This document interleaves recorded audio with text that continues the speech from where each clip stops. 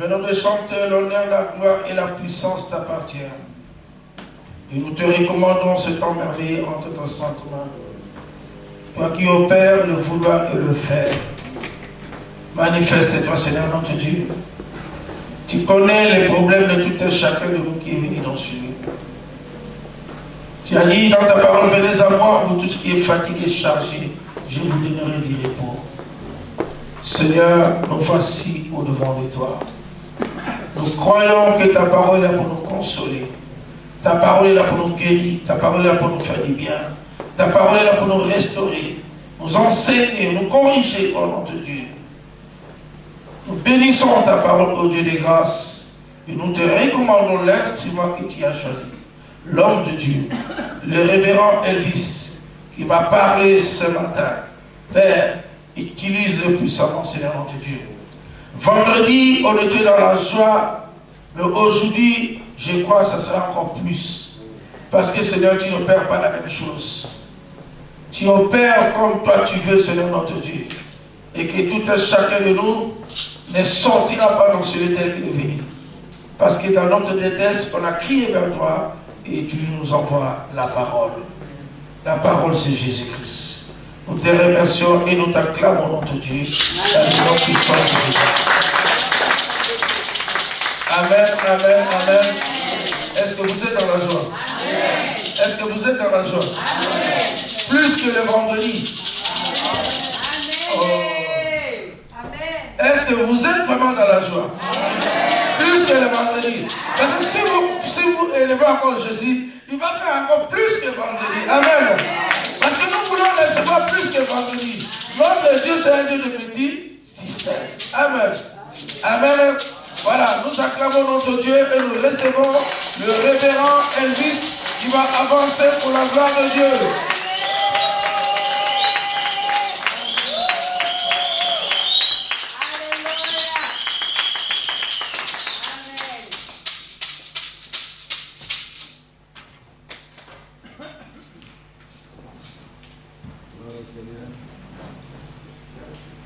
Alléluia. Amen. Gloire au Seigneur. Est-ce que nous pouvons donner des acclamations au Seigneur?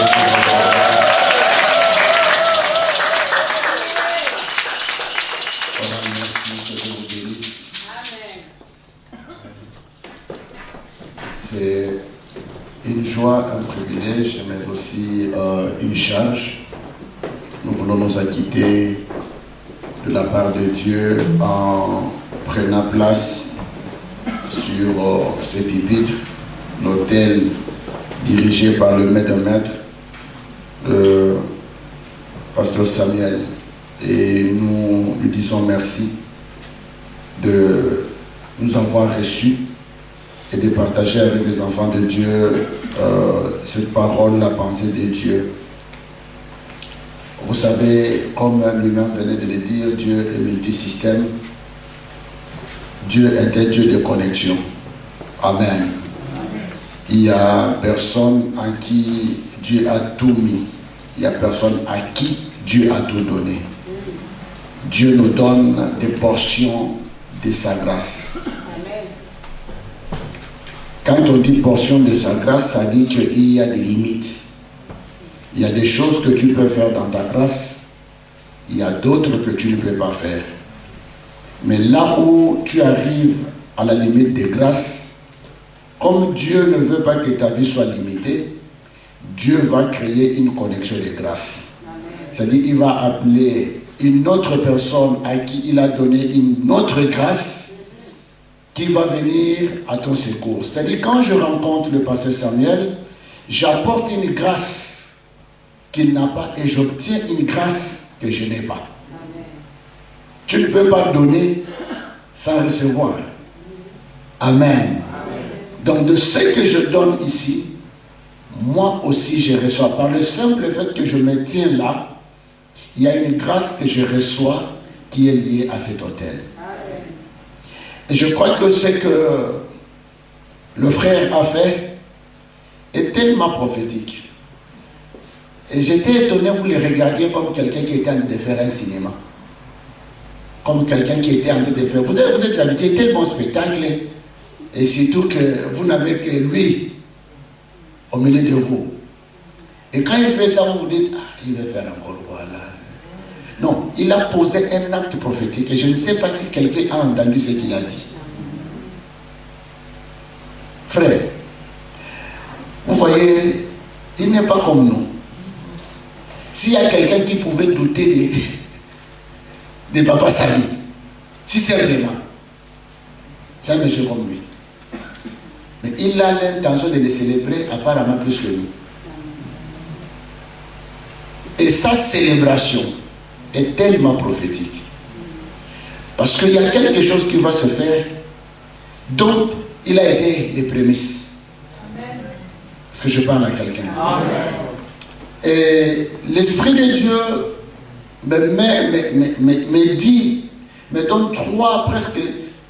C'est comme si je vais prêcher 3 fois. Il y a une prédication qui est prévue, mais il y a des actes qui seront des prédications. C'est pourquoi j'ai dit je vais prêcher 3 fois. C'est pas que je vais prêcher, je prêche encore, je prêche encore. Non, non.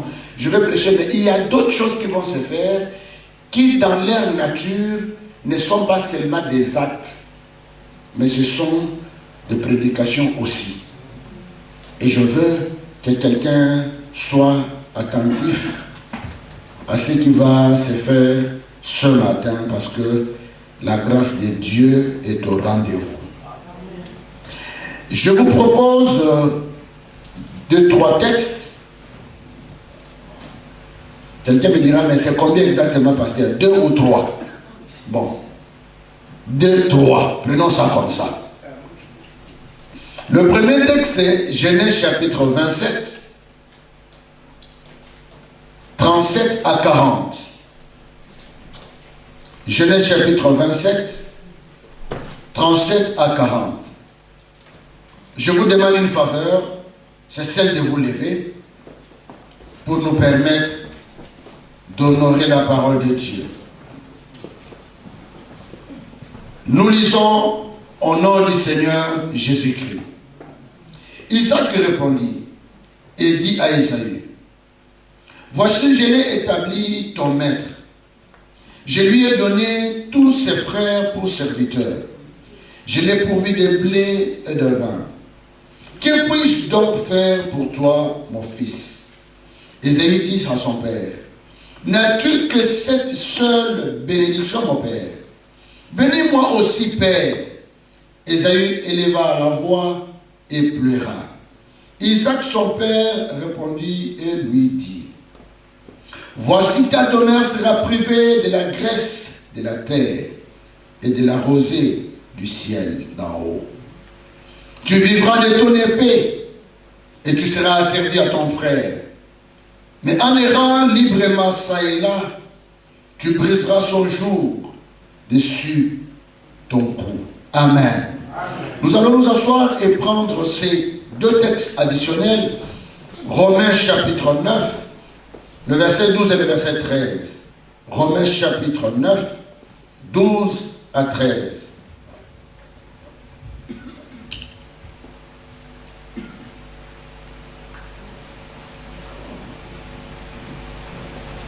Nous lisons au nom de Jésus. Il fut dit à Rebecca, l'aîné sera assujetti au plus jeune. Selon qu'il est écrit, j'ai aimé Jacob et j'ai haï Ésaü. Et dans le dernier texte additionnel, vous vous rendez compte, c'est maintenant 3. Le dernier texte additionnel, Malachie chapitre 1, le verset 3. Je vous ai aimé, dit l'Éternel. Et vous dites, en quoi nous as-tu aimés?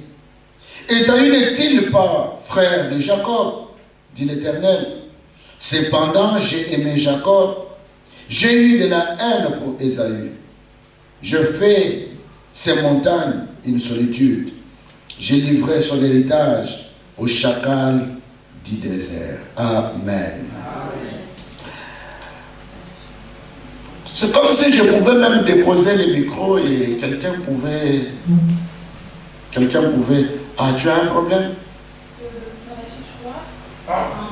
Malachie 1, verset 3. Ah, on va voir. Il ne faut pas que tu te trompes.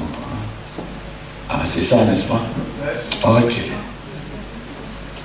Donc, le texte semble dire quelque chose, mais apparemment ne veut pas dire grand-chose. Mais ça veut quand même dire quelque chose. Nous sommes en train de parler du travail, c'est ça le thème de l'année. Et le vendredi, nous avions partagé avec ceux qui étaient avec nous pour dire que le travail n'était pas une punition. Le travail était une responsabilité. Parce que Dieu donne la responsabilité de la gestion à l'homme avant qu'il ne prononce des malédictions. Et d'ailleurs, Dieu n'avait jamais maudit l'homme, mais Dieu a rendu la terre hostile. Et donc, maintenant que Dieu nous donne la responsabilité, c'est que Dieu lui-même est avec nous dans le travail. Dieu, ce n'est pas comme moi, comme toi, comme n'importe qui peut donner un ordre et qui reste assis, attendant que ceux à qui il a donné les ordres puissent les exécuter. Non, Dieu, quand il te donne un ordre, c'est-à-dire qu'il est lui-même dans ce travail-là. Il tient la plus grande partie, il te laisse la plus petite partie. Voilà pourquoi nous avions dit que le travail que nous devons faire avec Dieu, nous devons le faire avec 70% de grâce et 30% d'effort. Parce que le texte que nous avions pris de base, c'était si l'Éternel ne bâtit, ceux qui bâtissent travaillent en vain. Si l'Éternel ne veille, ceux qui veillent en vain. En vain, vous couchez, vous levez-vous tôt le matin, vous couchez-vous tard la nuit, et mangez le pain de douleur, alors que Dieu donne à ses bien-aimés pendant leur sommeil. Je sais pour dire que Dieu doit être dans tout ce que nous faisons, pas pour observer, mais pour agir. Et quand vous lisez ces textes de Philippiens, c'est lui qui crée en vous le vouloir et le faire. Nous l'avions expliqué. C'est-à-dire que tout désir que monte dans ton cœur, ce n'est pas parce que tu as forcément vu, peut-être pas, ce n'est pas parce que tu as réfléchi, mais c'est parce que Dieu lui-même a mis ses vouloirs. Parce que dans Proverbe, il dit, les projets de Dieu dans le cœur de l'homme sont comme des eaux profondes. C'est-à-dire, nous naissons déjà avec des projets de Dieu, mais à des moments précis, Dieu fait remonter ses pensées en termes d'inspiration, en termes de pensée, en termes de penchant. Mais c'est lui qui crée ça. Non pas seulement qu'il crée le vouloir, mais il donne aussi la capacité de le faire. Donc en plus, en d'autres mots, c'est lui qui fait tout. Alors donc nous avions compris ces choses et nous avions expliqué, tenant compte de cela, le travail doit se faire avec excellence. Vous savez, pour la plupart parmi nous ici, venons de l'autre côté. Nous sommes venus faire quoi ici? C'est parce que vous nous avez dit qu'ici c'était beau. Mais est-ce que vous vous rendez compte quand il fait moins 5 degrés, moins 10 degrés? Imaginons un peu qu'on prenne les conditions de l'Europe. On nous donne en Afrique. On chercherait la chaleur. On aurait dit, ah non, de l'autre côté il fait chaud. Parce que franchement, quand il fait froid, moi j'ai pitié de vous. Et j'ai envie de dire à mes frères qui sont de l'autre côté, hé gars, si on t'envoie 100 francs, n'écris pas trop. Parce que le monsieur là ou la dame là travaille dans le froid. Donc il fait déjà froid. Il y a un petit à moi qui est allé chercher du travail, il faisait froid et il devait travailler dans la chambre froide. Il m'a dit, tonton, 2 jours après, je ne suis plus allé. Alors, imaginons un peu les conditions d'ici. Si c'était les conditions, nos conditions de l'autre côté, je pense qu'il y aurait des personnes qui mourraient. Mais ces gens ont réfléchi comme des dieux. Ils ont fait de leur pays un paradis. Ils ont 2 pieds, 2 mains ou 2 bras. Avec un cerveau, je crois que le nôtre est aussi important. Parce que les conditions dans lesquelles nous étudions en Afrique, mon neveu il va à 8 h, il revient à 11 h, il mange, après, un jour après il ne part pas à l'école. Je dis, toi là, nous c'est lundi, samedi, 8 h, 12 h. Et tu rentres avec des devoirs. Et il faut vous ici, oh non, mercredi on ne va pas aller au cours, mercredi on ne va pas aller au cours. Et vous avez des congés inutiles. Et les enfants qui sont pour avoir même des bons points, c'est compliqué. Je dis, petit, rentre en Afrique. Tu vas comprendre c'est quoi étudier. Et nous distinguons dans ces conditions. Et vous savez ce que c'est faire très chaud, 30 degrés. Et les professeurs donnent le cours de mathématiques. Sinus, cosinus. Et il y a un gars là qui fait 70. Dans ces chauds-là. Mais nous ne sommes pas capables de produire ce que ces gens produisent. Et nous avons fait d'eux des petits dieux. Non, ils ont seulement compris que Dieu leur a donné une responsabilité. S'ils ne font pas de leur pays un paradis, il n'y aura pas un autre paradis que celui-ci. C'est à ce niveau-là de travail que veut que chacun de nous arrive. C'est ce travail-là qui produit l'abondance. Amen. Aujourd'hui, je veux parler à quelqu'un qui trouve des raisons pour échouer. Alors je vais te dire, tu n'as aucune raison pour échouer. Que tu sois maudit, même s'il y a 50 alliances qui te bloquent, même si tu as eu 1 million de personnes qui ont prononcé des malédictions sur toi, si tu entends le son de ma voix là, ce matin je t'ai dit, il n'y a aucune raison. Je dis bien aucune, si tu as bien tu me donnes, mais moi je dis, il n'y a aucune raison pour que toi tu échoues. Je ne suis pas prétentieux, je sais exactement qu'il n'y a aucune raison. Oui, je sais que toi tu donnes toujours des raisons. Et vous savez, personne n'échoue sans qu'il dise non, c'est moi. On échoue toujours parce que ce sont les autres. Oui, peut-être que tu penses que c'est ta grand-mère qui t'a maudit, mais ta grand-mère, elle est où? Je te dis ce matin, il n'y a aucune raison pour échouer.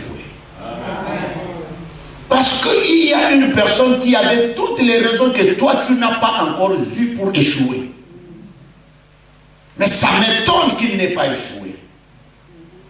Regarde le texte que nous venons de lire. On parlait de deux individus, Ésaü et Jacob. Le frère aîné et le cadet. Ils sont jumeaux.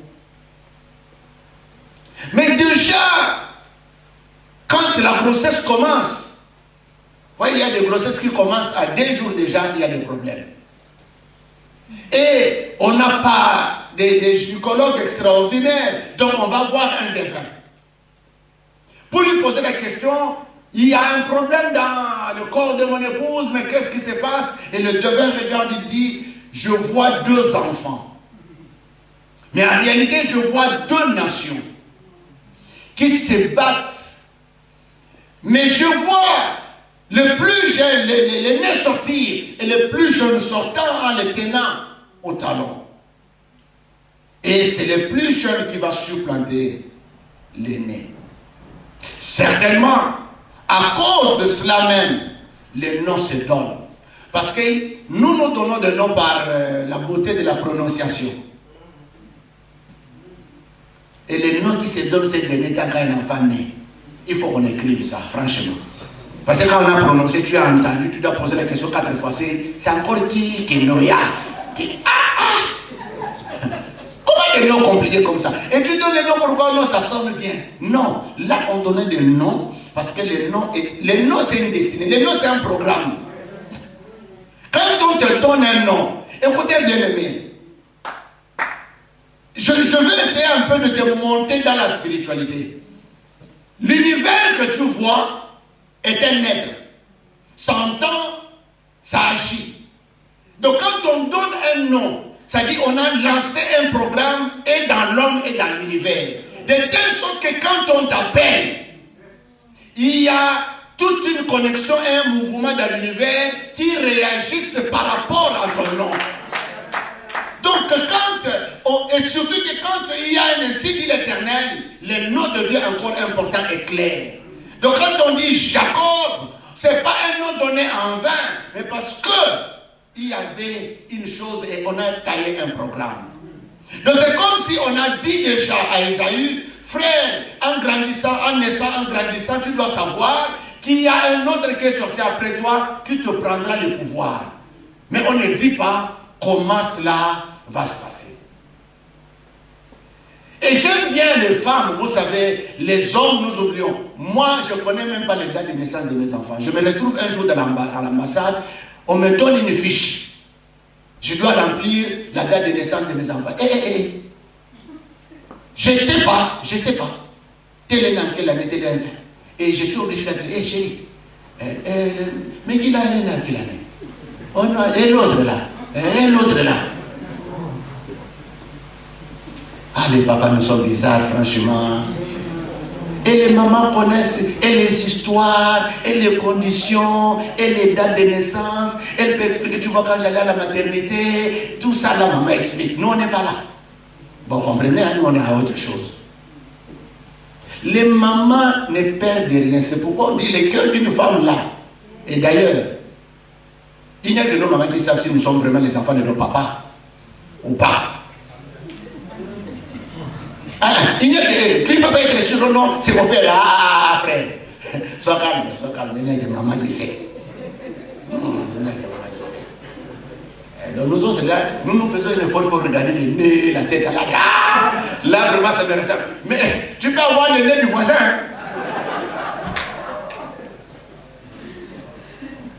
Bien aimé, j'ai rencontré des gens qui me ressemblaient.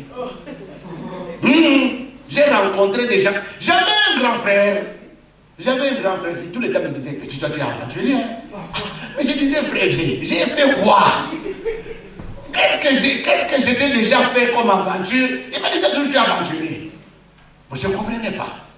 Finalement, un jour, je deviens ami à un gars. Et les gars-là me ressemblaient.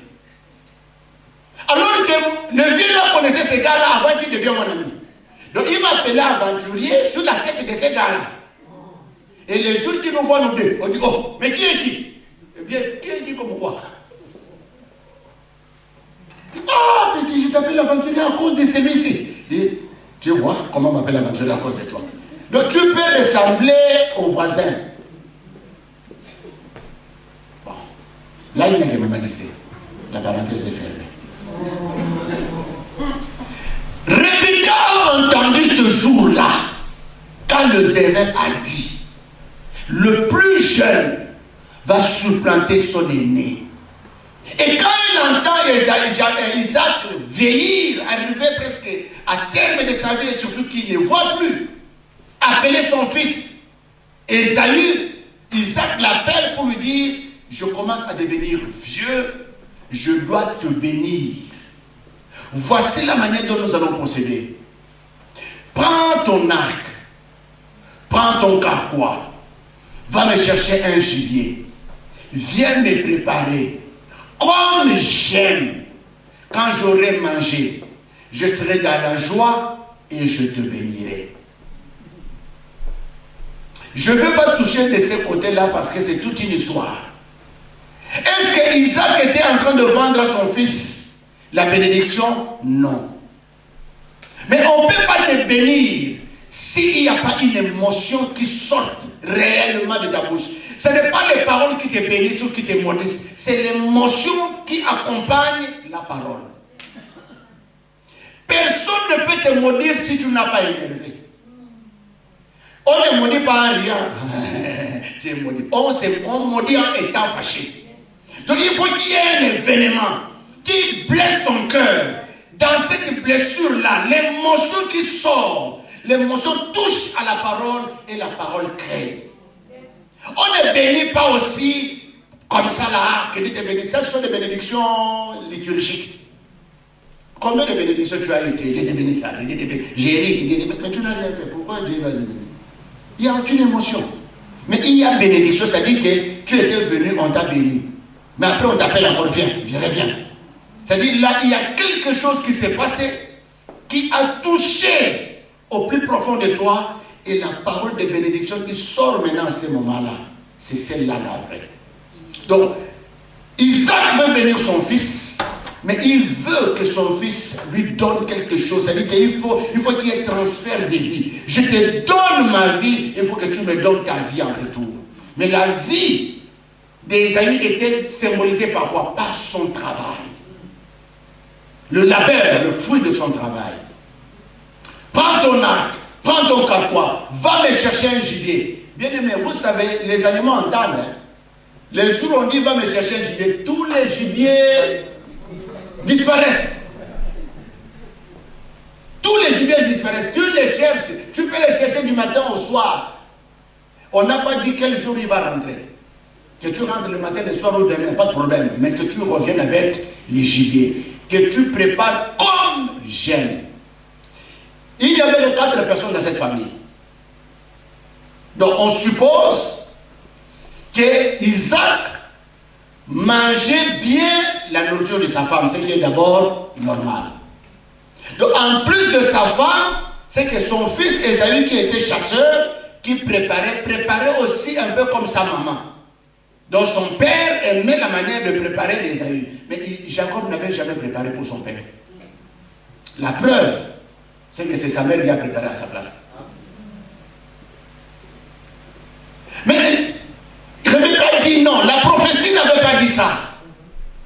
La prophétie a stipulé que c'est les plus jeunes qui doivent recevoir la bénédiction. Mais comment faire? C'est Rebecca qui a tout organisé. Tout. Mais Rebecca fait ça contre qui? Contre son propre fils. Est-elle sorcière? Non. Elle veut juste à ce que la prophétie s'accomplisse. C'est-à-dire qu'elle a l'intention de dire à son mari, vraiment, toi, tu oublies facilement. Tu n'avais pas entendu. Comment tu appelles l'aîné? Fallait appeler les... vous savez, il y a des choses, des fois, quand papa a déjà décidé, maman peut avoir raison. Mais on lui donnera raison 5 ans après. Pas ces jours-là. Et les mamans savent aussi comment ça fonctionne avec leur mari. Quand elle sait qu'elle a raison, mon mari n'a pas raison. En fait, elle obéit au mari, mais elle fait exactement le contraire. Elle fait exactement le contraire. Vous savez comment ça fonctionne. J'ai parlé. Vous savez comment ça fonctionne. Je n'ai pas besoin de vous donner beaucoup d'exemples. Je vous donnerai quand même un exemple. Ne vous en faites pas. Rebecca vient appeler Jacob pour lui dire, j'ai entendu ton père vouloir bénir ton frère aîné. En principe, ça ne doit pas se passer comme ça. Vous voyez les gens qui sont en train de comploter contre l'avenir d'un autre. Donc on veut bénir Ésaü. Rebecca complote. Sa propre mère complote avec son frère pour détourner la bénédiction. Et la bénédiction ici, ce n'est pas que Dieu te bénisse, c'est la destinée d'un individu. Ici, ce n'est pas une blague. Ici, soit tu deviens quelqu'un, soit tu deviens inutile. Parce que c'est la destinée. On est en train de comploter, non pas sur l'argent à donner à quelqu'un, mais sur la destinée. Papa va partir. Qui sera le prochain? Rebecca montre tout un scénario. Jacob lui dit, maman, ça ne marchera pas. Et sa mère lui dit, tu t'étais, laisse-moi jouer. Ah, les mamans, ils savent beaucoup de trucs. Hein? Quand maman dit, laisse-moi jouer, laisse-la jouer. Ce gars-là, sa tête ne m'intéresse pas. Ou cet homme-là, il n'arrive pas à t'aimer. Il doit te marier, mais il ne se prononce pas. Laisse-moi, je vais faire. Elle sait comment elle va faire. Jacob lui dit, et maman, si papa s'apercevait que ce n'est pas moi, au lieu de la bénédiction, je recevrai la malédiction. Maman dit que ça tombe sur moi. Reste calme, joue le jeu. Fais ce que je te dis. Laisse-moi jouer le jeu. Bien aimé, c'est la maman d'Ésaü. Celle qui l'a mis au monde. Mais apparemment qui est contre lui. Mais la maman est contre son fils. Pourquoi? Parce que Dieu lui-même au départ était contre Ésaü. Comment vous pouvez comprendre? J'ai aimé Jacob. J'ai haï Ésaü. Il a fait quoi? Ils étaient tous dans le ventre. Il n'a pas encore péché. Il n'a insulté personne. Même même Dieu, toi, il ne t'a ni adoré ni refusé l'adoration. Mais toi, tu l'as haï. Pourquoi? La haine doit avoir une cause. Et vous savez, nous disons toujours la malédiction sans cause et sans effet. Mais la cause de la haine de Dieu contre Esaïe, c'est quoi? Tu n'es pas encore né, mais on t'a déjà haï. Et c'est quoi la suite? Voilà quelqu'un qui n'est pas encore né. Mais Dieu lui-même, Dieu. Et vous savez, nous disons toujours, si Dieu est pour toi, bon, renversons maintenant l'équation. Si Dieu est contre toi. Donc, ça veut dire que Jacob n'est pas encore né, mais Dieu est déjà contre lui. Un homme, tout le monde est contre lui. Dieu contre lui. Sa mère contre lui. Son frère contre lui. Et son père bénit son frère. Quand Esaü arrive, son père est étonné. Oh, mais n'est-ce pas toi qui étais ici? Il dit, mais comment je serai moi? C'est pas moi, je viens d'arriver. Il dit, alors, donc ton frère a pris ta bénédiction. Ah, mais c'est pas un problème, papa. Donne-moi ce que tu avais prévu.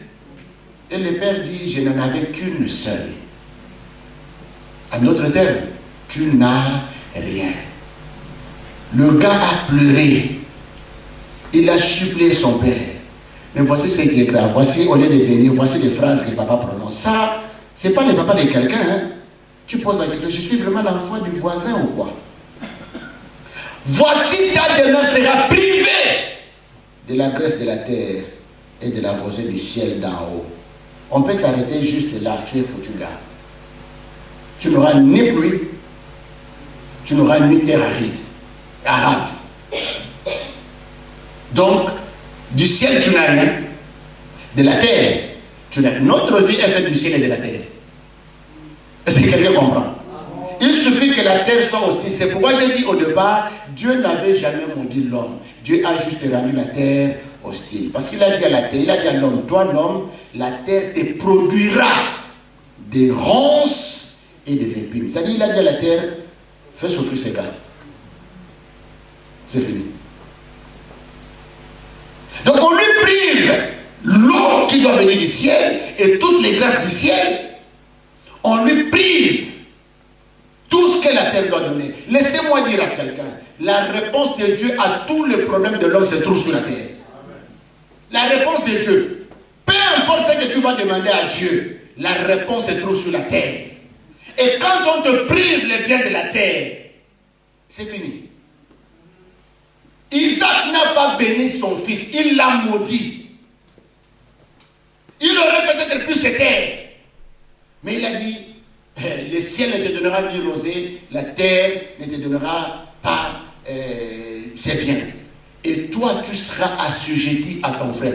Papa, il ne fallait pas me le dire. Il fallait me laisser ignorant. Mais que je sache seulement que je constate tellement. Mais quand on te dit tu es conscient, tu sais que ce qui m'arrive là, papa avait dit. Amen. Amen. Voici un homme dont tout le monde est contre. Jacob prend la bénédiction, son frère est tellement irrité, mais son père lui dit une chose. Il ne s'arrête pas là, c'est-à-dire il lui rend les tâches compliquées. Il lui dit, tu vivras de ton épée. C'est-à-dire, et vous voyez déjà le travail qu'il faisait déjà au départ, c'est un travail compliqué. Les gibiers, ce n'est pas quelque chose que tu apprivoises. Hein? Et vous allez vous rendre compte, pour vous dire que ce n'était pas facile, on ne sait pas, regarde. Isaac a parlé, Rebecca a entendu, elle a monté le scénario. On a terminé le scénario. Isaïe n'était toujours pas encore rentré. Mais pour Isaac, on a juste pris les chevaux derrière la maison. Vous savez, la mauvaise chose, hein, c'est quand vous vivez tous les jours. C'est-à-dire que les jours où tu tombes malade, tu arrêtes de manger. C'est-à-dire qu'il n'y a plus rien. Nous vivions comme ça quand nous étions de l'autre côté. Apparemment, la mentalité là nous poursuit ici. C'est comme si tous les systèmes qu'on met en marche là, d'économie, d'épargne, c'est comme si nous, ça ne nous intéresse pas vraiment. Moi, ça m'a toujours étonné. Comment quelqu'un peut travailler avec les documents d'un autre? Qui gagne? Bon, dites-moi, vous-même, dites-moi. Tu as fait 10 ans ici. Et tu travailles toujours avec les documents. Donc, tout ce qui t'intéresse, c'est quoi? C'est aujourd'hui. Ça, c'est vivre de l'épée. Parce qu'il faut sortir, tu gagnes, tu rentres. Mais lui-même, le plan, c'est l'année comme non. Demain aussi, c'est un jour. Demain peut ne pas être comme aujourd'hui. Comment je peux m'organiser? Il met les chevreaux derrière. Il fait la production. Jacob vivait de la chasse et de la quête comme les gens de l'Australopithèque. C'est ce qui lui a rendu la tâche difficile pour aller trouver un gibier. Mais Jacob a juste pris derrière la maison ce qui était disponible.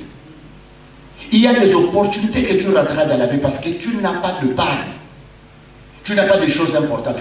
Tu sais qu'on peut te vendre une chose à un prix vil. Mais si tu n'as rien, tu peux rater cette opportunité. Et voilà ce qu'on dit à Ésaü. Tu vivras comme ça, de l'épée. Et tu seras errant ci et là. Malédiction sur malédiction. Et c'est son père qui est en train de dire ça. Errant un peu comme vagabond, un peu comme Caïn. Mais on lui dit une chose. Tu peux échapper à tout ça si tu enlèves le joug au-dessus de ta tête. Il l'a maudit, mais il a aussi laissé une possibilité. Mais la possibilité de sortir n'est pas si facile à voir. Vous savez, quand quelqu'un te fait du mal et quand toi tu fais du mal, vous restez boudés avec la même conscience. Tu sais que tu avais fait du mal à quelqu'un. Et tu sais aussi qu'il y a quelqu'un qui t'a fait du mal. Vous restez avec la même conscience. Donc Jacob, en allant, il est allé avec la conscience qu'il avait pris la chose qui appartenait à son frère. Parce qu'il a vu comment son frère était fâché, cherchant un couteau. Et sa mère vient lui dire, si tu restes ici, tu vas mourir. Va chez mon cousin. C'est comme ça que Jacob s'est retrouvé chez Laban. Donc il n'y avait pas de téléphone. Pour que Jacob appelle un peu, mon frère, est-ce que tu t'es calmé ou quoi? Non, Jacob est sorti sachant que le jour où Ésaü va le rencontrer, c'est la mort. C'est comme ça qu'il est sorti. Et Ésaü est resté avec une colère. On ne sait pas qu'est-ce qui s'est passé pour que sa colère se termine. Mais certainement, il est resté avec une phrase. Le jour où tu enlèves les jours sur ta tête, tu pourras vivre. Combien de personnes jusqu'aujourd'hui, ils pensent qu'ils ne réussissent pas à cause de la parole qu'avait prononcée la grand-mère, la tante, l'oncle, même son père ou sa mère. Tu es resté victime de cela. Tu ne peux plus avancer. Tu peux être en train de faire un bon travail, après tu entends les paroles de ton oncle bouillonner. Et ça bouillonne la langue maternelle toujours. Tu rêves ton oncle toujours à langue maternelle. Ça bouillonne là. Après toi-même, tu te débrouilles. Toi-même, tu te dis, quels que soient les efforts que je ferai, l'oncle l'avait déjà dit. Je dis ceci, il n'y a aucune raison. Je prends toutes les raisons. Même si vous êtes là, on n'aime pas les noirs, on n'aime que les blancs, écoutez frère, il y a toujours une possibilité d'exceller. Amen. Je veux que tu comprennes que le monde ne donne jamais de cadeaux à personne. Tu ne trouveras jamais quelque chose sur un plateau de t'attends-toi comme si tu étais reine ou roi. Tu dois mériter. Le monde nous taille des critères. Pour être ceci, voici les critères, voici les critères, voici. Ceux qui vont répondre à ces critères-là n'ont pas 4 pieds. Est-ce que je parle à quelqu'un? Quels sont ces critères-là qu'on peut établir à toi, tu peux répondre? Bats-toi. Réponds. Ouais, tu laisses ça, ça faisait du bruit. J'étais un peu même en train de me dire, on est rural. Là, je me dis, et c'est ce qui faisait que j'écris même. Amen. Donc ça risque d'être quelque chose qui en ce moment est contre moi parce qu'il fait déjà. Il fait quoi? Il donnait quoi là-bas? À qui? À la batterie, tu vois. Ça valait la peine. Merci de l'avoir fait. Amen. Quand on établit les critères, ça veut dire qu'on a exclu certaines personnes. C'est ça les critères. Écoute, fais de tout au mieux, parce que de tous les critères qu'on peut établir, il y a un critère qui est non dit. Il y a un critère qu'on ne dit jamais. Il y a un critère de qui veut prendre, qui ne veut pas prendre. Quand tu es largement meilleur, tu imposes ton nombre sur l'environnement. Amen. Je n'ai pas l'intention, la prétention de parler de moi. Mais je vais dire à quelqu'un, je n'ai jamais voulu travailler avec quelqu'un de facile. Je vais toujours là où tout le monde fuit. Ah, ce gars-là, il est compliqué, c'est professionnel. Il n'est pas compliqué, il faut aller là-bas. J'ai eu la malchance d'étudier dans des écoles, commençant par l'école primaire jusqu'à l'université, dans des écoles où les professeurs connaissaient. Un jour, j'ai eu les malheurs de ne pas aller à l'école. On m'a suivi à la maison. Hein.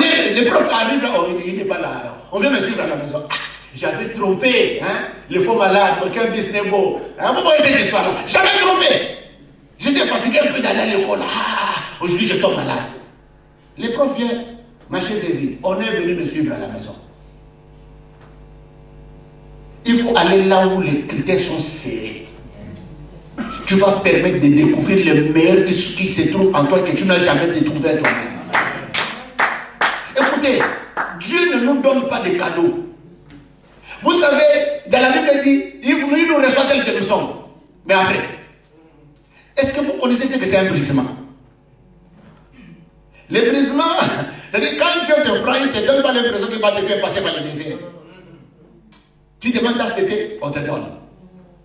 Tu imposes le même malade, guéri. Une prophétie, ça marche. Ok, merci, tu es déjà entré, ok. Comme disait un de nos artistes, la femme, on la reçoit avec du jus. Mais quand elle s'habitue, c'est de l'eau. Dans les jours qu'on te drague là, bon restaurant. Mais quand tu es entré, non, tu peux prendre de l'eau là-bas. Donc Dieu il fait pareil. Quand il t'a pas encore, il te dit non, viens tel que tu es. Prostituée, oui, viens. Aventurier, oui, viens. Ah, vous-même, vous voyez, vous m'avez jeté, mais lui m'a pris. Ah, ok. Mais quand il va se rassurer que tu es entré, ok, commençons maintenant. Il va te faire passer par le désert. Tu as déjà vu, toi qui aimais le maquillage là. Tu mets le maquillage, ça ne tient pas. Il y a des prières, hein. Il y a des prières que Dieu t'impose. Tu pries, même la peau ne répond plus à aucune lotion. Tu te coiffes, tu es même laid quand tu te coiffes que quand tu avais les cheveux. On te regarde, on ne te retrouve plus. Toi-même, tu te regardes au miroir, comme m'a dit, un ami pasteur m'a dit à Paris la fois passée, il a dit, mon frère, je suis vraiment fini. Ah, tu es fini, hein? Ok. Il dit, et si j'avais compris tout ce temps-là? Donc Dieu va te finir. Parce qu'il veut te sucer. Il veut te presser. Vous savez, quand vous pressez les jus, il faut presser jusqu'à les derniers laçons. Il faut rencontrer des gens qui peuvent te presser. Je m'étonne que les chrétiens aujourd'hui veulent à l'église, que le pasteur les choix, le pasteur parle avec beaucoup de modestie, avec beaucoup de politesse. S'il vous plaît, ma soeur. S'il vous plaît à la maison, s'il vous plaît à l'église, s'il vous plaît à la maison. À l'école, s'il vous plaît. À l'église encore, s'il vous plaît. Ah, tu seras gâté.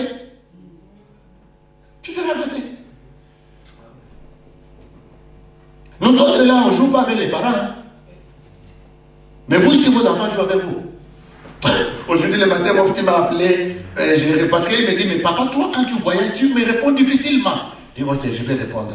Il m'appelle, je sais pas, j'ai parlé avec même le pasteur. Je vois son appel alors qu'on parlait. Il dit, ah les gars, si je ne réponds pas, il va m'essayer des comptes après. Une chance, le pasteur n'avait pas traîné. L'appel s'est coupé. Alors il prend le téléphone, première question, papa, tu vas bien? Alors sa grande sœur était à côté, dit impoli. Est-ce qu'on dit, il dit indiscipliné, parce que c'est un mot que j'utilise beaucoup, indiscipliné. Est-ce qu'on pose la question à un vieux s'il va bien? Voilà, les enfants de ces siècles androïdes nous posent des questions, papa, tu vas bien? Si moi je ne vais pas bien, toi ça sera quoi? C'est à moi de te poser des questions, gars, tu vas bien? Parce que moi-même, si ça ne va pas bien, je dirais toujours, ça va bien. Bon, si toi tu me poses la question, papa, tu vas bien, et je disais, je ne vais pas bien. Quelle est la suite pour toi? Donc vos enfants, vous les choyez partout, partout, partout. Et vous voulez que Dieu aussi vous choisit comme ça. Voilà pourquoi nous sommes des serviteurs de basse classe. Vous pensez que nous aurons dans notre siècle des serviteurs comme Pierre, des serviteurs comme Moïse, des serviteurs comme Joseph, des serviteurs comme Daniel, des serviteurs comme Paul? Je ne pense pas. Pourquoi?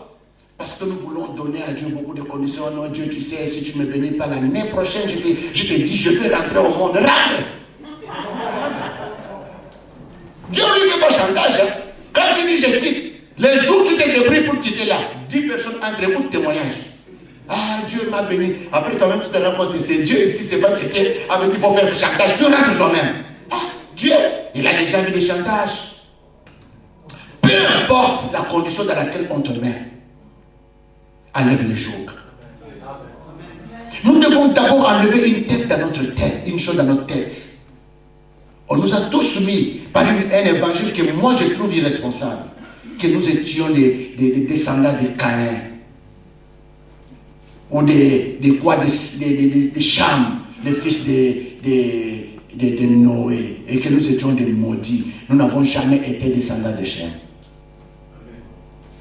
Et même si nous l'étions. À quoi sert la rédemption? Amen. À quoi ça sert?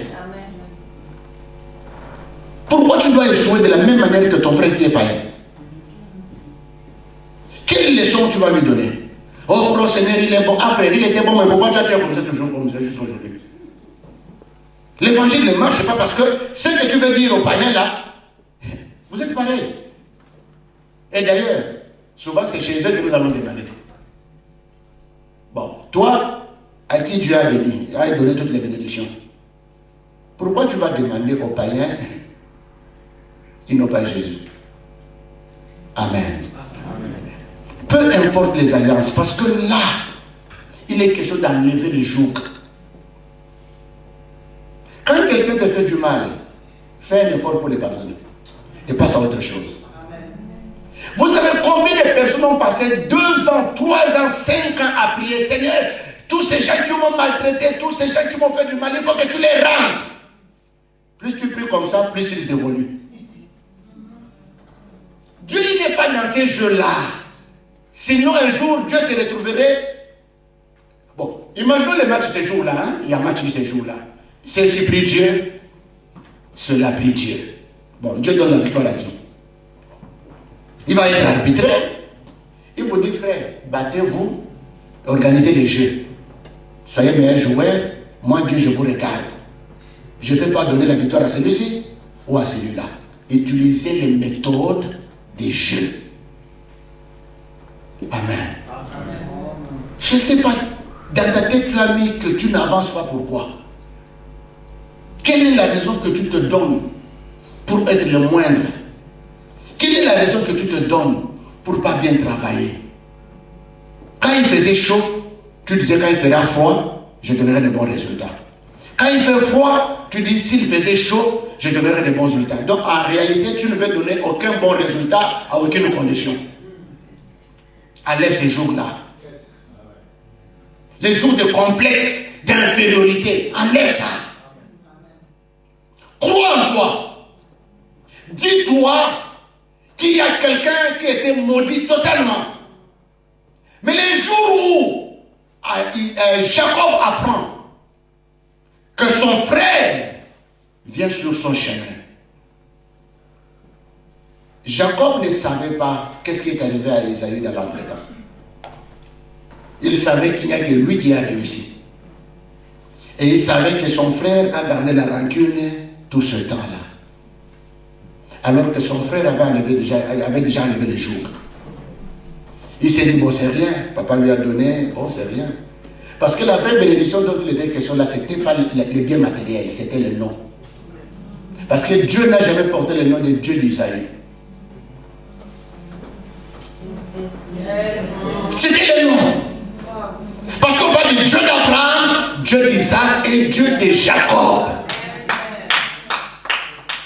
On n'a jamais parlé de Dieu d'Ésaü. Donc il y a des choses, il faut réfléchir minutieusement pour savoir où se trouve la situation. Il a dit, bon, il n'y a pas de problème, on ne citera pas mon Dieu, mais je dois réussir sur cette terre. Vous savez, il y a des fois des batailles que je vois à l'église, ça m'étonne. Quand on nomme tel, les autres pensent que non, c'est... C'est-à-dire que ce qu'il est devenu là ne vous empêche pas vous de devenir ce que vous devez devenir. Parce que comment vous pensez qu'il y aura des passés? Il y aura toujours un individu à qui on va donner une responsabilité. Il aura un nom, c'est vrai. Mais ce n'est pas qu'il pourra prendre tout ce qui était à vous. Bon, quand vous vous battez là, vous vous battez pour quoi? À un moment, il faut que vous arriviez à vous poser la question comme je me fâche pourquoi? Parce que le moment où nous nous fâchons pour rien, les gens se fâchent, ok, c'est pas bon. Toi, tu te fâches pourquoi? Oh non, c'est-à-dire quoi? Toi-même, tu ne sais pas pourquoi tu te fâches. Mais tu perds tout ton temps à se fâcher contre quelqu'un. Alors comment c'est elle qu'on a mis responsable de la chorale? Mais il faut qu'il y ait un responsable quand même. Est-ce que le fait qu'elle soit responsable, elle a pris ta voix? Bon, est-ce qu'elle t'empêche de chanter? Bon, toi tu n'es pas responsable, chante plus. De toutes les façons, quand on dira il y a réunion, on ne t'appellera pas parce que tu chantes bien. Tu dois accepter ça. On l'appellera parce qu'elle est responsable. Mais ce n'est pas elle qui tient ta voix.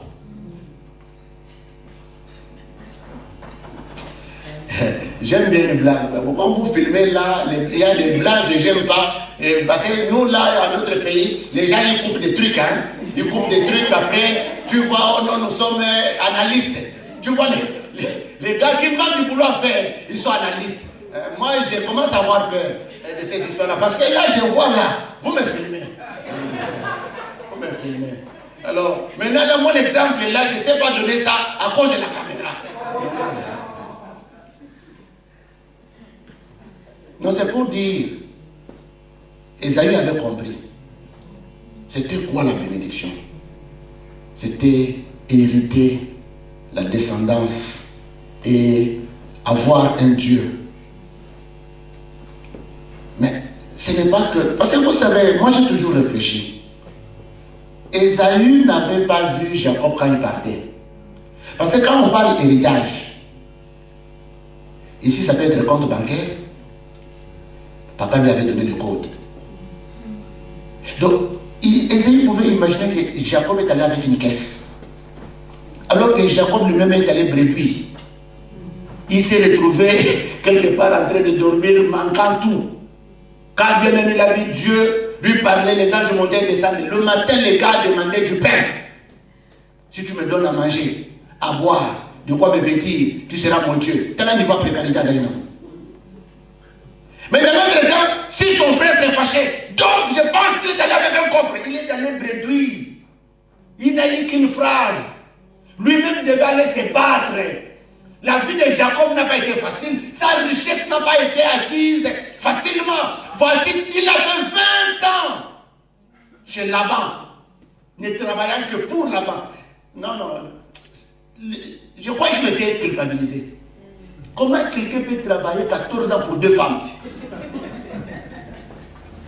Et en plus de ça, ce n'est pas qu'on lui dit, c'est lui-même qui propose. Je vais ta fille ici, laisse-moi travailler 7 ans. Après, de lui-même, il travaille 7 ans. Après, on lui donne l'aîné. Alors, on lui propose maintenant cette fois-ci. La première fois, c'est toi-même qui avais proposé. Pourquoi il n'avait pas proposé 2 ans? Même pas 6 mois, frère. Il peut dire non, oncle, même, je travaille pour toi 3 mois. Après, tu me donnes une femme. Il aurait travaillé seulement 6 mois. Lui-même, vous voyez quand on te donne une chose qui ne te correspond pas, hein, ça t'embrouille même. On croirait que la vie de Jacob était facile. Qui était maudit? En réalité, personne n'était maudit, personne n'était béni. Parce que celui-ci sera errant ci et là. Il mangera de son épée. Mais l'autre doit travailler 14 ans juste pour avoir 2 femmes. 20 ans pour enrichir son oncle. Ça, c'est travail, ça. Ça, c'est pas esclavage. Bon, qui est mieux? Oh, maintenant, imaginons un peu que Esaü a continué à se fâcher contre son frère, pensant que son frère, la vie de l'autre côté, était facile. Bon, si toi, tu pensais que non, lui, comme on ne lui avait rien donné, lui aussi, là, sa vie, ses souffrances. Mais les jours qui se voient, la richesse d'Esaü est plus importante que celle de Jacob. Mais si tu vas acclamer, fais-le bien, c'est ça le problème.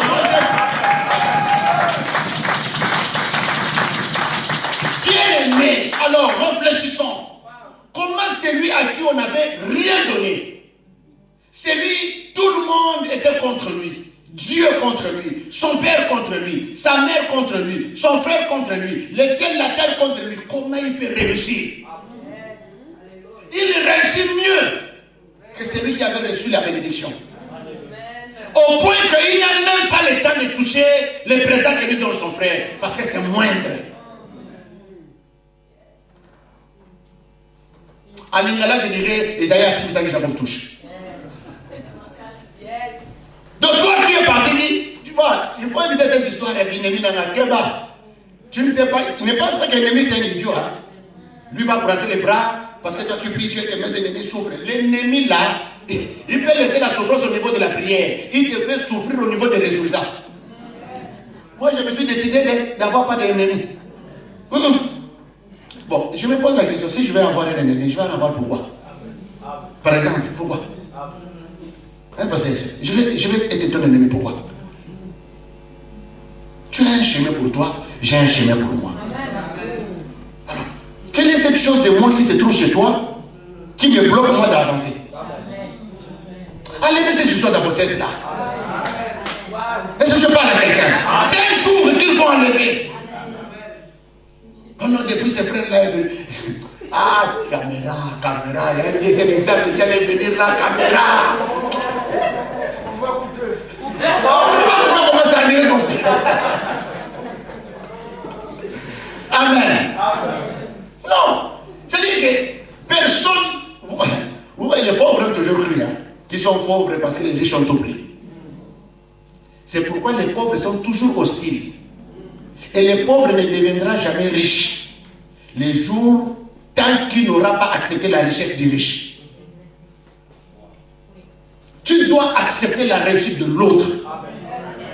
C'est comme ça que tu vas te débarrasser des jours qui a sur toi. Sois content. Vous savez même quand on dit Moninga Bani Sepe là, en réalité on ne se fait pas. Qui connaît le cœur de l'autre? C'est pas parce qu'il a trop dansé. Tu vois, trop danser peut être une manière de se décharger d'une peine. Arrête ces histoires-là. Sois en paix avec toi-même. Il n'y a personne qui est venu sur cette terre pour occuper la place de l'autre. S'il y a quelqu'un qui occupe ta place, je déclare ce matin qu'il doit quitter cette place parce qu'il y a une place que tu dois occuper. Seul toi dois occuper cette place. À une place est attaché un rôle. Si quelqu'un prend ta place, il ne saura pas jouer ton rôle. Alors tu dois jouer un rôle, donc tu dois occuper une place. Ne prends pas la place de l'autre parce que tu n'as pas ses capacités. Nous on va faire solide.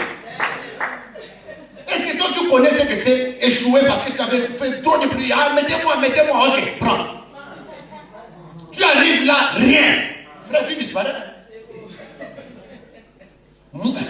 Écoutez, soyez professionnels. Nos joueurs africains, quand il sait que les matchs ici, c'est pas clair, il ne vient pas. Parce qu'il dit, j'ai un nom, j'ai une réputation. Si notre équipe échoue, on va oublier notre équipe. L'équipe portera le nom de Bakam. Le nom de Cédric, si c'est quoi ce nom-là. Alors il regarde ces matchs tels que je vois chez lui. À ce moment-là, tout le monde dit, ah, si lui allait jouer, on allait gagner. Comme il n'a pas stratégie. Toi, tu n'es pas stratège, tu es tchanga-tchanga, tu prends la place qui n'est pas à toi. Il faut tenir compte de tes capacités, frère. Moi, je ne prends pas tout. Moi, quand je sais que je vais jouer, je dis, ça là, prenez, passez ça là.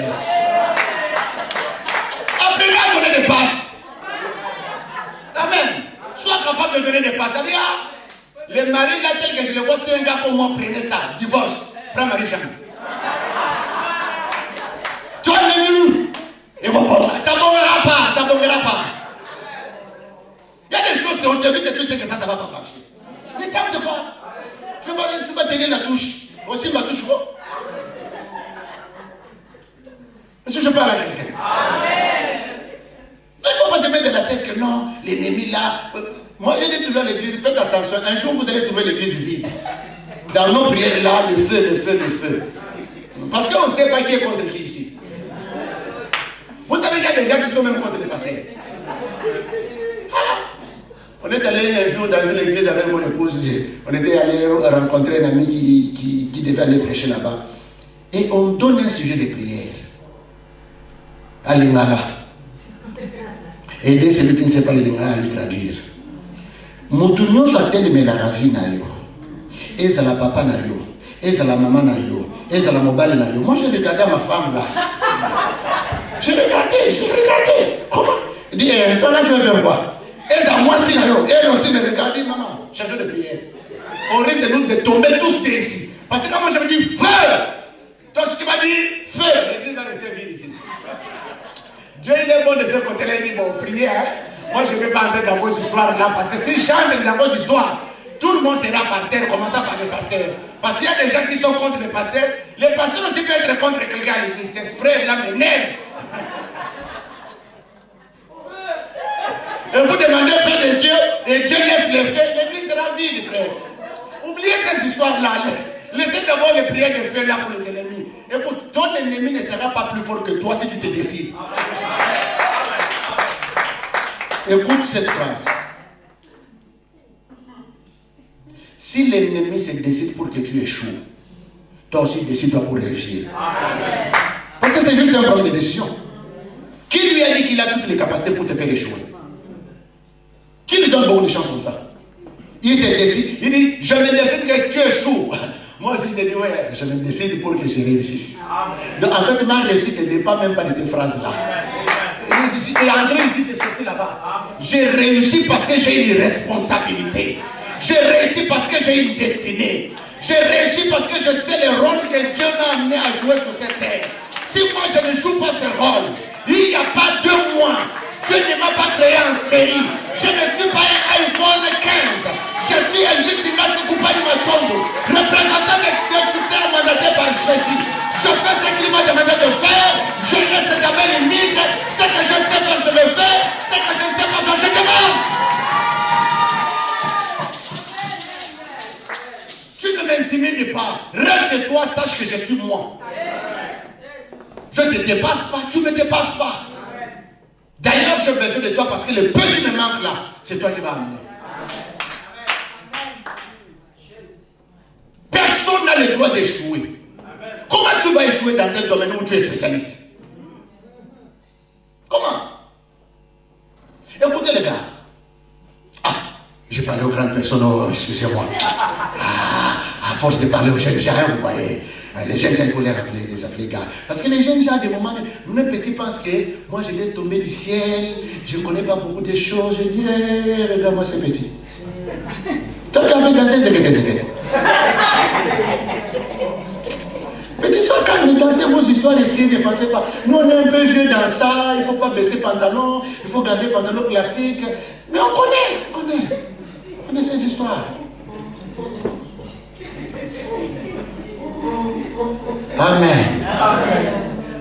Amen. Amen. Il y a une place pour toi et cette place est incontestée et incontestable. Dans ce pourquoi Dieu t'a créé. Tu n'as de compte à rendre à personne. En fait, tu n'as pas d'opposant. Ton opposant perd son temps parce qu'il ne sait pas qu'est-ce qu'il doit faire. Il est perdu. Écoutez, on n'indique pas le chemin à quelqu'un qui va nulle part. Ton ennemi, c'est quelqu'un qui va nulle part. C'est toi qui lui donnes la valeur. Il y a des personnes, quand il t'a insulté, fais comme si tu n'as rien entendu. Même si ça te pince le cœur. Il t'insulte parce que lui n'a rien à faire.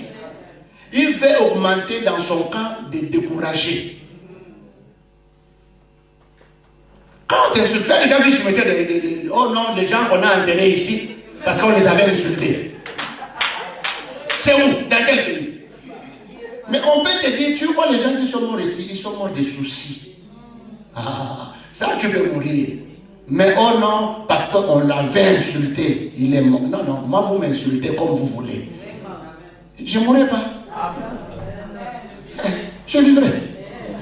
Je ne vis pas à cause de tes insultes. Tes insultes ne sont pas un challenge pour moi. Tes insultes ne sont pas un défi pour moi. Mon défi, c'est le projet de Dieu. Et je veux que tu fasses ton défi ailleurs. Tu passeras outre tes ennemis. Quand il t'insulte, ne réponds pas. Parce que si tu réponds, tu le fais vivre. Il y a des gens qui trouvent leur intérêt dans les contestations. Pour qu'il existe, il doit créer un problème. Et dans ce problème, qui a fait ça? C'est Maréchal. Ah, on savait que c'est lui. Quand vous souffrez là, il est content. On a parlé de moi à l'église. On a dit quoi? Ok. Donc, il monte encore une autre stratégie.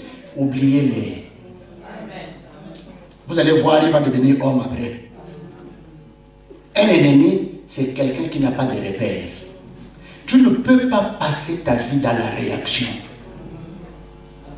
Réagir veut dire que tu n'as aucun plan. Moi, j'aime bien David. Hein? Il arrive sur le champ de bataille. Goliath est là. Il était là 40 jours. Cherchant juste quelqu'un pour se battre. 40 jours. Tout le monde était là, de Saül jusqu'au dernier guerrier. Ses frères aussi. Il arrive là. Mais c'est quoi cette histoire? Il y a un gars là qui parle. Il dit quoi? Oh non, tu vois le gars là. Ça fait 40 jours. Il est là. Il demande juste à ce que nous ici, nous sortions juste quelqu'un qui puisse se battre avec lui. Mais pourquoi vous ne faites pas sortir? Ah, David, tu ne regardes pas. Hein? Il faut regarder ce que tu vois là avant de dire quelque chose. Dis même les rois. Oui, même les rois. Ok, dites-moi, qu'est-ce qu'on va faire à quelqu'un qui va tuer ce monsieur? C'est là que ses frères apparaissent. Toi, qu'est-ce qu'il y a? Fallait rester dans la forêt, donc tu es toujours comme ça, orgueilleux et tout ça. David n'a pas réagi à ses frères. Il a encore reposé la question. Qu'est-ce qu'on fera? Parce qu'il sait que ses frères sont des distraits. Ils sont distraits et ils distraient. Vous étiez là. Goliath est là. C'est pas moi qui l'ai amené. C'est pas moi qui vais là. Je peux l'enlever, mais c'est pas moi qui l'ai amené. C'est 40 jours. Moi, je viens d'arriver. Je pose seulement la question. C'est quoi cette histoire, c'est Goliath? Il veut quoi, quelqu'un avec qui se battre? Ok. On fera quoi de quelqu'un qui va le taper? Je veux savoir mon intérêt. Vous voulez pas que je combatte? Est-ce que c'est moi qui vous ai empêché de combattre? Il n'a pas réagi à son frère. Il a posé la question de frère, continuons. Ne suivez pas mes frères, continuons. On va faire quoi? Toi, tu es en train de faire une chose importante. On vient. Oh non, toi, tu es toujours orgueilleux. Tu laisses d'abord. Hey, je suis pas orgueilleuse. Tu passes des temps là. Il est venu pour ça. Il est venu pour ça parce que lui ne va nulle part. Il veut avoir beaucoup de gens avec qui ils vont nulle part. Il décide de continuer à faire. Parce que si lui avait à faire, il ne serait pas là. Écoutez, il y a des gens, quand tu les retrouves au mauvais moment, au mauvais endroit, ne t'occupe pas de lui. Passe.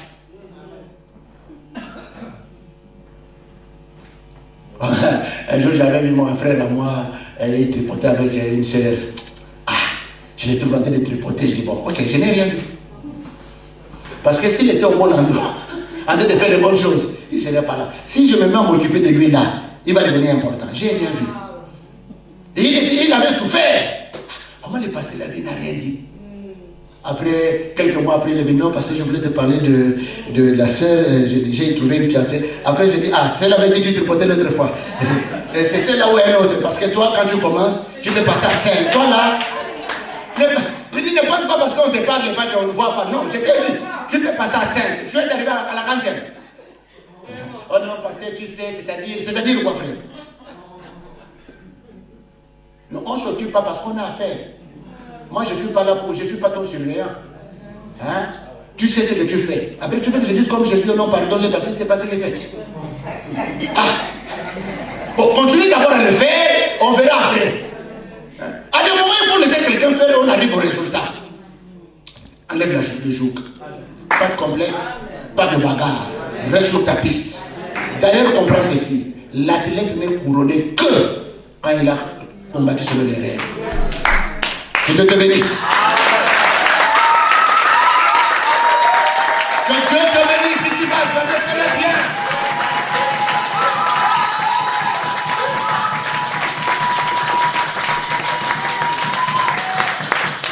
Gloire au Seigneur. J'avais dit que je vais prêcher 3 fois. Assieds-toi, là je ne vais pas prêcher. Là j'ai un service à faire. Amen. Je vais demander au pasteur de venir. Le message que j'ai donné à l'homme de Dieu et à l'église, l'Esprit de Dieu bouillonne encore dans mon esprit pour continuer à parler. Homme de Dieu, tu as souffert effectivement et tu as fait preuve de beaucoup d'humilité. Et Dieu a vu. Dieu a un temps pour tout. Quand le temps n'est pas encore accompli, vous pouvez vous battre. Il n'y aura rien. Mais quand le temps arrive à son terme, même si ce que vous avez fait n'est pas très utile,